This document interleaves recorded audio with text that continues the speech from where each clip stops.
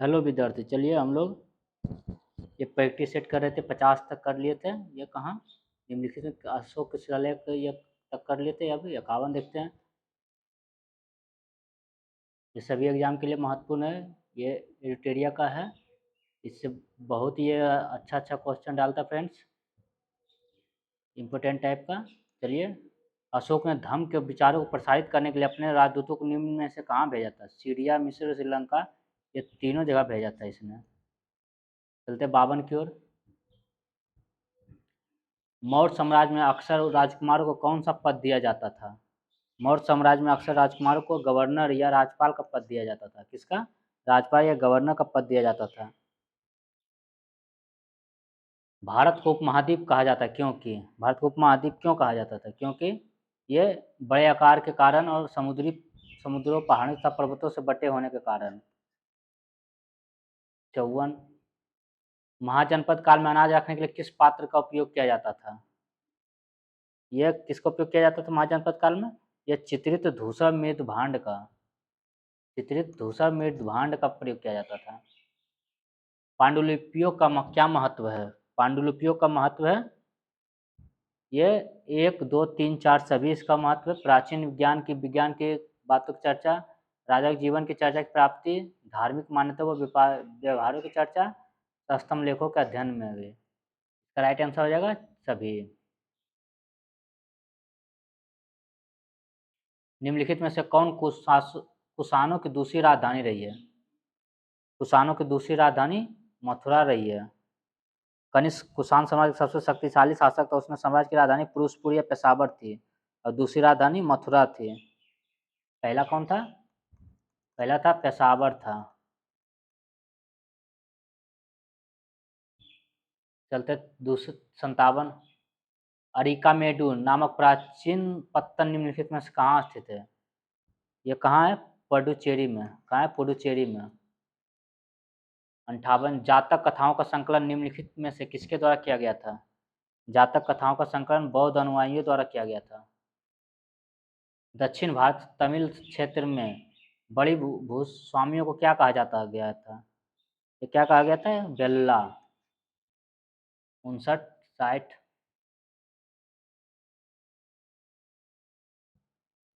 अफगानिस्तान से प्राप्त होने वाले कंधार अभिलेख के संबंध में कथनों पर विचार करें। ये कंधार अभिलेख के संबंध में कौन सा कथन सही है? ये केवल एक सही है। अभिलेख में अशोक शासक का आदेश उत्कीर्ण करवाया गया था। ये ब्राह्मी लिपि में नहीं था, बल्कि ब्राह्मी और खरोष्टी लिपि में भी था। ये दोनों लिपि में था। ये हो गया। चलते आगे। यूनानी तथा अरामीक नामक दो लिपियों तथा भाषाओं में था। ये था ब्राह्मी लिपि में नहीं, अरमाइक एवं यूनानी तथा अरमाइक लिपि में। लगभग 2500 वर्ष पुरानी अभिलेख वर्तमान अफगानिस्तान कंधार से प्राप्त हुए अभिलेख अशोक नामक शासक को आदेश पर उत्कीर्ण करवाया गया था। जब हम कुछ लिखते हैं तब हम किसी लिपि का प्रयोग करते हैं। लिपि अक्षरों अथवा संकेतों से बनी होती है। जब हम कुछ बोलते हैं तो पढ़ते हैं तब हम एक भाषा का प्रयोग करते हैं। यह अभिलेख इस क्षेत्र में प्रयुक्त होने वाले यूनानी तथा अरमेक नामक दो भिन्न लिपियों के भाषाओं से साथ था। किससे था? यह अरमाइक था, ये नहीं था। क्या था? यूनानी तथा अरेमिक था। क्या था? यूनानी और एक था अरामेइक। अरामेइक था। चलते हैं, ये केवल एक सही हो जाएगा। 61। पुरातात्विक स्रोतों के संबंध में निम्नलिखित में से कौन सी चीजें शामिल होती है? ये कौन सी चीजें शामिल होती है? ये हो जाएगा सभी। 1, 2, 3, 4, 5, 6 सभी। अभिलेख भी होता है, मिट्टी के बर्तन भी, जानवरों की हड्डियां भी, धातु भी, औजार भी और आभूषण भी। 62। प्रारंभिक मानव आखेट खाद्य संग्रह के रूप में एक जगह से दूसरी जगह क्यों घूमते थे? ये एक जगह से जगह रुकने के कारण वहाँ के फल बीज तथा जानवरों को खाकर समाप्त कर देते थे। शिकार ढूंढने के कारण, मवेशी की चारा ढूंढने के कारण, मौसम बदलने के कारण। ये इसका चारों हो जाएगा। आहत सिक्के के संदर्भ में निम्नलिखित कथनों पर विचार कीजिए। आहत सिक्के के संबंध में ये केवल दो कथन सही है। आहत सिक्के को समानता ढाल कर बनाया जाता था। मथुरा के अभिलेखों में निम्न में से किनका उल्लेख मिलता है? मथुरा के अभिलेखों में सभी का सुनारों का भी उल्लेख मिलता है, लोहार एवं बुनकरों का भी मिलता है, टोकरी एवं माला बनाने वालों को भी मिलता है। इसका राइट आंसर हो जाएगा सभी। 64 65 की ओर। संगमकालीन व्यापार के संदर्भ में निम्नलिखित में से कौन सा कथन सही नहीं है? ये व्यापारी सामानों को ले जाने के लिए केवल समुद्री मार्गों का प्रयोग करते थे, ये सही नहीं है। दक्षिण भारत सोना, मसाले, खासतौर पर काली मिर्च तथा कीमती पत्थरों के लिए प्रसिद्ध था। दक्षिण भारत से रोम व्यापार के प्रमाण स्वरूप अनेक रोमन सोने के सिक्के मिले, ये भी सही है। इसका राइट आंसर हो जाएगा सही नहीं है ये। बुद्ध की जीवनी, बुद्ध चरित्र के रचनाकार निम्नलिखित में से कौन थे? ये अश्वघोष थे। कौन थे? अश्वघोष थे। बौद्ध धर्म के प्रसार के संदर्भ में निम्नलिखित कथनों पर विचार कीजिए। ये हो जाएगा 1 और 2 दोनों हो जाएगा। बौद्ध धर्म दक्षिण पूर्व की ओर श्रीलंका, म्यांमार, थाईलैंड तथा इंडोनेशिया सहित दक्षिण पूर्व एशिया के अन्य भागों में भी फैला था। इन क्षेत्रों में थेरवाद नामक बौद्ध धर्म का भी आरंभिक रूप कहीं प्रचलित है। इसका राइट आंसर हो जाएगा दोनों।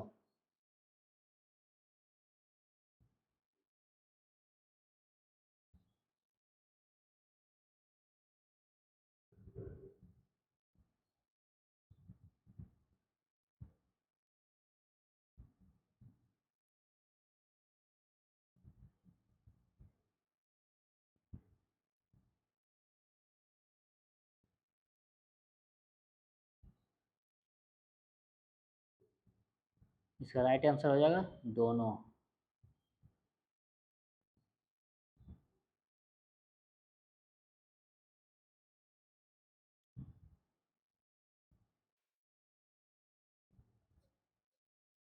चलते हैं 67 68 की ओर।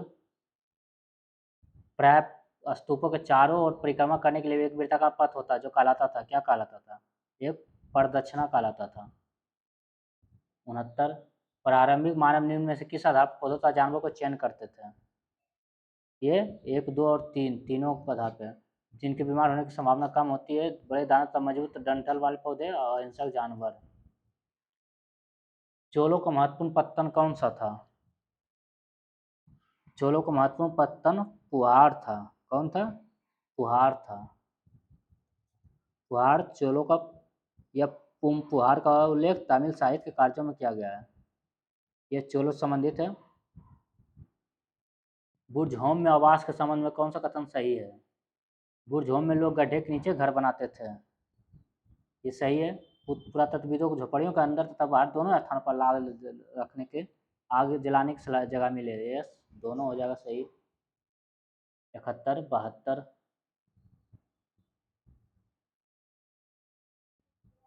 कुषाणों के समय बौद्ध धर्म की किस नई शाखा का विकास हुआ था?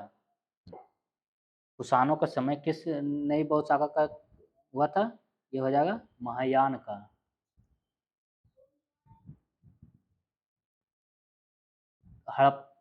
चलते 73 हड़प्पाई संस्कृति के संबंध में सही मिलान करें। ये हो जाएगा तांबा हो जाएगा राजस्थान, खेतड़ी 3 हो जाएगा, ये 3 हो जाएगा अफगानिस्तान, और सोना हो जाएगा कर्नाटक, यानी BAC।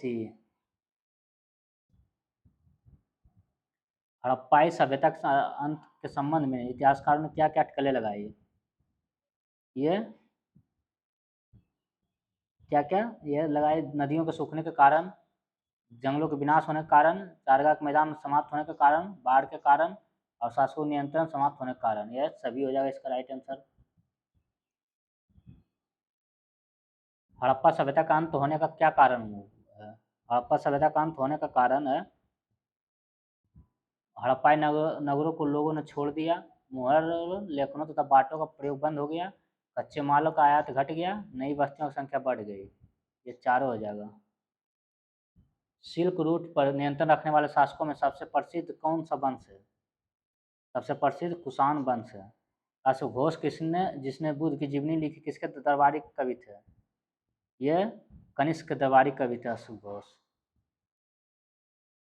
रोमन साम्राज्य में भारत की किस वस्तु की मांग सबसे अधिक थी? रोमन साम्राज्य में भारत के काली मिर्च की मांग सबसे अधिक थी। 79। पुलकेशिन के बारे में निम्नलिखित में से कौन सा कथन सत्य नहीं है? यह होल शिलालेख पुलकेशिन द्वितीय के विजय का वर्णन करता है, सही है। गुप्तों के खिलाफ लड़ाई में उनकी मृत्यु हो गई, नहीं। नरसिंह वर्मन ने पुलकेशिन द्वितीय को हराया, वातापी पर कब्जा कर लिया, सही है। पुलकेशिन द्वितीय 610 से ईस्वी 642 ईस्वी तक शासन किया, ये भी सही है। इसका राइट आंसर हो जाएगा गुप्तों के खिलाफ वो मारा गया, तो ये सही नहीं है। चलते आगे। 80। जाट राज अपने किस राजा के समय शक्तिशाली रूप से उभरा? यह सूरजमल के 16वें वित्त आयोग के चेयरमैन नियुक्त किए गए। 16वें वित्त आयोग के चेयरमैन अरविंद पनगढ़िया। और 16वें वित्त आयोग के सचिव के रूप में कौन है? ऋतिक रंजना पांडे, ये चेयरमैन है। और अगर सचिव पूछेगा तो सचिव कौन हो जाएगा? ऋतिक रंजना पांडे। ऋत्विक रंजना पांडे। इस आयोग का कार्यकाल 26 से 27 से 2030 से 31 तक रहेगा। चलते हैं 82। केंद्र सरकार ने पिछले कुछ वर्षों राष्ट्र विरोधी गतिविधियों में संलिप्त होने के कारण किन संगठन पर प्रतिबंध लगाया है? ये तहरीक हुर्रियत पर, जमात ए इस्लामी पे भी, जम्मू कश्मीर लिबरेशन फ्रंट पे भी और जम्मू कश्मीर डेमोक्रेटिक फ्रंट पे भी, यानी इसका राइट आंसर चारों हो जाएगा। किसे हाल ही में एम एस स्वामीनाथन पुरस्कार से सम्मानित किया गया है? एम एस स्वामीनाथन पुरस्कार से बी आर कम्बोज को। किसको? बी आर कम्बोज को एम एस स्वामीनाथन पुरस्कार से सम्मानित किया गया। ये कौन है? चौधरी चरण सिंह हरियाणा कृषि विश्वविद्यालय के कुलपति है, कुलपति प्रोफेसर है। 84। संयुक्त सैन्य अभ्यास डेजर्ट साइक्लोन भारत और किस देश के बीच आयोजित हुआ? डेजर्ट साइक्लोन भारत और किस देश के बीच? ये संयुक्त अरब अमीरात के बीच। डेजर्ट साइक्लोन संयुक्त अरब अमीरात के बीच, ये राजस्थान के महाजन में आयोजित किया जा रहा है। चलते हैं 85। भारत ने कितने वर्षों के लिए संयुक्त राष्ट्र सांख्यिकी आयोग के सदस्य के रूप में अपना कार्यकाल शुरू किया है? यह 4 वर्ष। अमेरिका के राष्ट्रपति का कार्यकाल भी 4 वर्ष होता है। भारतीय नौसेना मैक्सिमम 2 बार बन सकता है पूरे लाइफ में। भारतीय नौसेना स्टाफ को उप प्रमुख के रूप में किसे नियुक्त किया गया है? ये दिनेश के त्रिपाठी को। 86, 87। भारतीय राष्ट्रीय महासागर सूचना सेवा केंद्र के संदर्भ में निम्नलिखित कथनों पर विचार करें। ये पर्यावरण, वन और जलवायु परिवर्तन मंत्रालय के तहत एक स्वायत्त संगठन है, ये सही है। ये इनको इस भारत में सुनामी संबंध भविष्यवाणी और प्रारंभिक चेतावनी के लिए नोडल एजेंसी है, नहीं। इसकी स्थापना 1999 में हुई थी, नहीं। 1999 में इसकी स्थापना 1999 में हुई था। इसका मुख्यालय हैदराबाद में है। इसका मुख्यालय यह 1999 में तो स्थापना हुआ है, लेकिन इसका मुख्यालय नई दिल्ली में नहीं होकर हैदराबाद में है, इसलिए ये भी गलत हो जाएगा। स्थापना तो 1999 में हुआ था, लेकिन इसका हेडक्वार्टर कहाँ है? हैदराबाद में है, तो केवल एक सही हो जाएगा। एक्सरे पोलारीमीटर सैटेलाइट के संबंध में निम्नलिखित कथनों पर विचार करें। ये एक्सपोसैट नासा द्वारा लॉन्च किया गया दुनिया का दूसरा उपग्रह आधारित मिशन है जो एक्सरे पोलारीमेट्री माप के लिए समर्पित है, नहीं। ये मिशन 5 साल की अवधि के लिए पृथ्वी की निचली कक्षा में संचालित होगा, सिर्फ 2 सही होगा। 89। निम्न पर विचार करें। वस्तु सेवाओं में ये क्या वो कितने क्षेत्रीय व्यापक आर्थिक भागीदारी समझौते में शामिल है? ये सभी हो जाएगा। वस्तुओं और सेवाओं में व्यापार, निवेश, बौद्धिक संपदा अधिकार, ई कॉमर्स। 90। भारत और म्यांमार के बीच मुक्त आवाजाही व्यवस्था के संदर्भ में निम्नलिखित कथनों पर विचार करें। यह दोनों विचार करना कितने सही है? इसका राइट आंसर हो जाएगा कोई सही नहीं है इसका।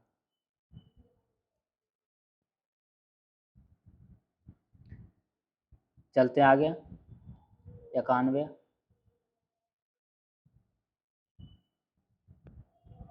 वस्तु एवं सेवा कर जीएसटी संदर्भ में कथनों पर विचार कर। केवल एक सही है, जीएसटी में निर्यातक अपने उत्पादन पर कर का भुगतान नहीं करते, लेकिन वो अपने इनपुट पर भुगतान किए गए रिफंड के हकदार होते हैं। निम्नलिखित में से कौन सा अंतर्राष्ट्रीय संगठन वैश्विक परमाणु आदेश का अनुपालन सुनिश्चित करने के लिए परमाणु गतिविधियों की निगरानी और विनियमन में महत्वपूर्ण भूमिका निभाता है? ये अंतर्राष्ट्रीय परमाणु ऊर्जा एजेंसी। निम्नलिखित कथनों पर विचार करना है। इसका राइट आंसर है केवल 2 और 3। भारत मालदीव को आतंकवाद, मादक पदार्थों, तस्करी, नशीले पदार्थों, विभिन्न समुद्री अपराधों के खिलाफ अपनी प्राथमिक रक्षा पंक्ति बनाना मानता है। भारत मालदीव में ग्रेटर माले कनेक्टिविटी प्रोजेक्ट विकसित कर रहा है। चलते हैं आगे। 94 भारत और पाकिस्तान ने हाल ही में एक द्विपक्षीय समझौते के तहत परमाणु प्रतिष्ठानों की सूची का आदान प्रदान किया। इस संधि के संदर्भ में निम्नलिखित का कौन सा कथन सही है? ये ना तो एक ना ही दो कोई सही नहीं है। इसका राइट आंसर हो जाएगा दोनों, कोई सही नहीं है।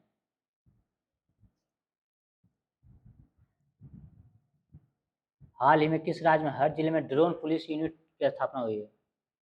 किस राज्य में हर जिले में ड्रोन पुलिस यूनिट की हो जाएगा? बिहार राज्य में, याद रख लीजिएगा, बिहार राज्य। नेपाल में आयोजित Indo Nepal international tennis ball championship में खिताब पर कब्जा जमाया है। ये हो जाएगा बिहार राज्य। मिशन इन्वेस्टिगेशन @75 इस राज्य द्वारा लॉन्च किया गया, जिसका उद्देश्य 75 दिनों में सभी एफआईआर की जांच की पूरी करना। हो जाएगा ये बिहार राज्य हो जाएगा। ये भी बिहार हो जाएगा। मिशन इन्वेस्टिगेशन @75 किस राज्य द्वारा लॉन्च किया गया, जिसका उद्देश्य 75 दिनों में सभी एफआईआर की जांच पूरी करना। सड़क हादसों में 2022 में बिहार का स्थान कौन सा है? ये बिहार का स्थान 13वां है। केंद्र सरकार ने पृथ्वी विज्ञान योजना के लिए कितने करोड़ रुपये आवंटित किया?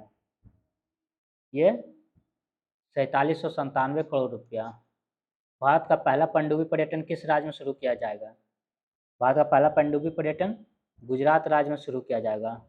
चलिए फ्रेंड 50 क्वेश्चन कर लिए, फिर अगले वीडियो में हम करेंगे 50 या 100 क्वेश्चन करेंगे। देखते हैं, चलिए अगले वीडियो में फिर मिलते हैं। तब तक के लिए धन्यवाद।